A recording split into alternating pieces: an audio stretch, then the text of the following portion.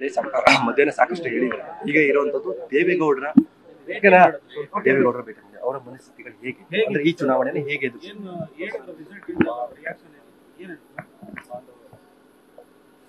ಸನ್ಮಾನ್ಯ ದೇವೇಗೌಡರು ಸಾಹೇಬ್ರ ದೀರ್ಘಕಾಲದ ರಾಜಕಾರಣದ ಬದುಕಿನ ಉದ್ದಗಲಕ್ಕೂ ಕೂಡ ಸಾಕಷ್ಟು ಚುನಾವಣೆಗಳನ್ನ ಎದುರಿಸಿದ್ದಾರೆ. ಚುನಾವಣೆಯ ಏಳು ಬೀಳು, ಸೋಲು ಗೆಲುವು ಸರ್ವೇ ಸಾಮಾನ್ಯ, ಎಲ್ಲವನ್ನು ಕೂಡ ಸಮಚಿತ್ತವಾಗಿ ತಗೊಂಡೋಗ್ತಕ್ಕಂಥ ಮನಸ್ಥಿತಿಯನ್ನ ಏನಾದ್ರೂ ಈ ದೇಶದಲ್ಲಿ ಹೊಂದಿರತಕ್ಕಂಥ ರಾಜಕಾರಣಿ ಇದ್ರೆ ಅದು ಸನ್ಮಾನ್ಯ ದೇವೇಗೌಡರು ಸಾಹೇಬ್ರು. ಹಾಗಾಗಿ ಸಾಕಷ್ಟು ವಿಷಯಗಳ ಬಗ್ಗೆ ನಮ್ಮ ಪಕ್ಷದ ಹಿರಿಯ ಮುಖಂಡರು ಸನ್ಮಾನ್ಯ ಸಾರಾ ಮಹೇಶ್ ಅಣ್ಣ ಅವರು, ನಾಡಗೌಡರು ಸಾಹೇಬ್ರು, ಪುಟ್ಟರಾಜಣ್ಣ ಅವರು, ಹರೀಶ್ ಅವರು, ಮಂಜೇಗೌಡರು, ನಮ್ಮ KR ಪೇಟೆ ಶಾಸಕ ಆಗಿರ್ತಕ್ಕಂಥ ಮಂಜಣ್ಣ ಅವರು, ಅಶ್ವಿನ್ ಅಣ್ಣ ಅವರು ಎಲ್ಲರೂ ಕೂಡ ದೀರ್ಘಕಾಲ ಕೂತಿದ್ವು.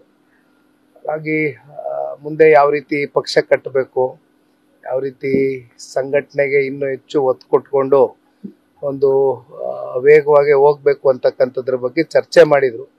ನಾಳೆಯಿಂದ ಪಾರ್ಲಿಮೆಂಟು ಪ್ರಾರಂಭ ಆಗ್ತಾ ಇದೆ.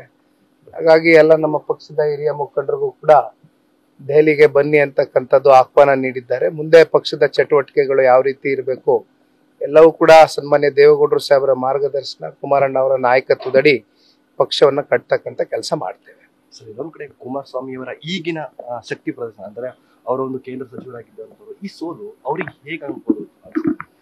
ಈಗ ಚುನಾವಣೆಗಳಲ್ಲಿ ಏನಾಗ್ತದೆ, ಇದು ಬೈ ಎಲೆಕ್ಷನ್ ಅಲ್ಲಿ ಸರ್ವೇ ಸಾಮಾನ್ಯ ಒಂದು ಆಡಳಿತಾರೂಢ ಪಕ್ಷದ ಪರವಾಗಿ ಎಲ್ಲ ರೀತಿ ಒಂದು ರೀತಿ ಅಧಿಕಾರ, ಹಣದ ಬಲ, ತಗೊಳ್ಬಲ ಎಲ್ಲವೂ ಕೂಡ ಅವ್ರಿಗೆ ಹೆಚ್ಚಾಗಿರುವಂತ ಹಿನ್ನೆಲೆಯಲ್ಲಿ ಬೈ ಎಲೆಕ್ಷನ್ಗಳು ಒಂದೊಂದ್ಸಲಿ ನಾವು ಅಂದ್ಕೊಂಡ ಮಟ್ಟಕ್ಕೆ ನಮ್ಗೆ ಫಲಿತಾಂಶ ಹೊರಗೆ ಬರ್ಲಿಕ್ಕಿಲ್ಲ. ಆದ್ರೂ ಕೂಡ ನಾನು ತಾಲೂಕಿನ ಜನತೆ 87,000 ನನ್ನ ಪರವಾಗಿ NDA ಅಭ್ಯರ್ಥಿ ಪರವಾಗಿ ಆಶೀರ್ವಾದ ಮಾಡಿದ್ದಾರೆ. ಯಾವುದೋ ಒಂದು ಸಮುದಾಯವನ್ನ ಬಹುಶಃ ನಾವು ತೆಗೆದುಕೊಳ್ತಕ್ಕಂಥದ್ದಾದ್ರೆ ಇವತ್ತು ಎಲ್ಲೋ ಒಂದ್ ಕಡೆ ಆ ಒಂದು ಸಮುದಾಯ ಸಂಪೂರ್ಣವಾಗಿ ನಮ್ಮ ಕೈಯನ್ನ ಬಿಟ್ಟು ಬೇರೆ ಕಡೆ ಆ ಮತಗಳು ಕ್ರೋಢೀಕರಿಸಿರ್ತಕ್ಕಂಥ ಹಿನ್ನೆಲೆಯಲ್ಲಿ ಈ ಒಂದು ಫಲಿತಾಂಶನ ನಾವು ಇವತ್ತು ಒಪ್ಕೊಳ್ಬೇಕಾಗ್ತದೆ.